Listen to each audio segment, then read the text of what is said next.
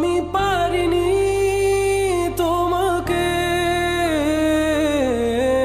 আপন করে রাখতে, আমি পারিনি তোমাকে আবার আমার করে রাখতে। তুমি বুঝনি, আমি বলিনি, তুমি স্বপ্নতে কেন আসনি, আমার অভিমান তোমাকে নিয়ে সব গেছি। তুমি বুঝনি, আমি বলিনি, তুমি স্বপ্নতে কেন আসনি,